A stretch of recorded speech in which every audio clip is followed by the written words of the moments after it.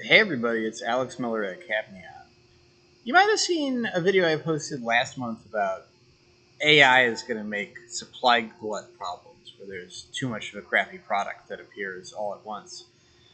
The headlines recently have been kind to this video as it ages.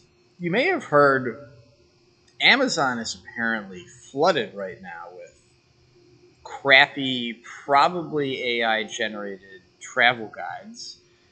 And then also reviews of these things that say they're great that are also probably AI generated. So this sucks if you're traveling, right? You'd like to get some kind of travel guide about what to see in Paris. There's 400 options. Lots of them have stellar reviews, and then they turn out to be terrible.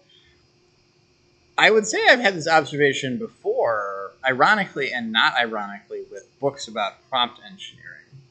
There was a moment when ChatGPT blew up and everybody was talking about it, and armies of people wrote self-published books, often admittedly using ChatGPT because, hey, it's appropriate, about prompt engineering, and they're all over Amazon, and it's very difficult to tell, like, are any of these worth reading? None of them, all of them.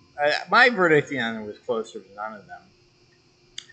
So what is the specific role played by generative AI here? This would not be a worthwhile scam to run if you had to generate all this content yourself.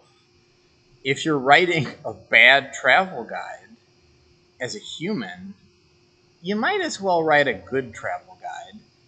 And then the same is true for all these reviews. If you're doing tons of work writing, it just doesn't really make any sense. You might as well try to write a good one, and then you're competing with other people that are writing good ones, and you've screwed it up from a standpoint of just moving the ball and making money.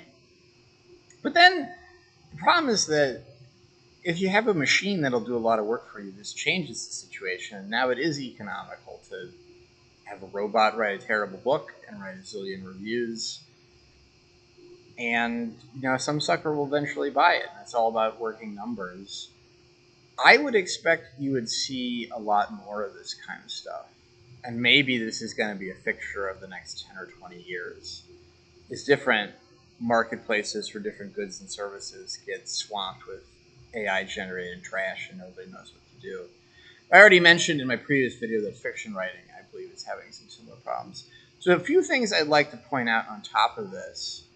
Just as a connoisseur of scams, I would wager that some of these scams have other scams inside of them where the AI generated travel guide is not only just not very good, but it helps you get kidnapped by gangsters or something. So be careful with that, because once you're dealing with shady people, you're dealing with shady people. And I haven't read anything about that anymore. This is my gut instinct about protecting oneself.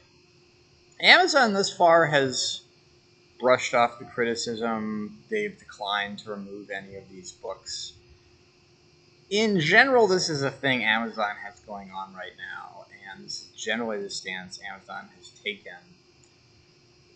So I don't want to weigh on it too much in that direction. I will point out, I was doing some research for this video, and I couldn't help but notice that there's the conversation over here about Amazon Travel Guide Marketplace getting ruined by AI, but then there's the conversation over here of Amazon Web Services desperate to sell companies generative AI tools.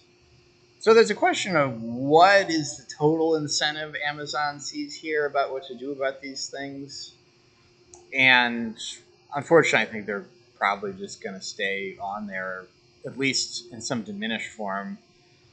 It's not terribly easy to make a 100% correct up and down decision on what was written by an AI and what was written by a generic, boring person, unfortunately. So there's going to be a lot of this going on going forward, exactly because it's easy to do now and hard to fix. Keep your eyes peeled. I bet it comes up again.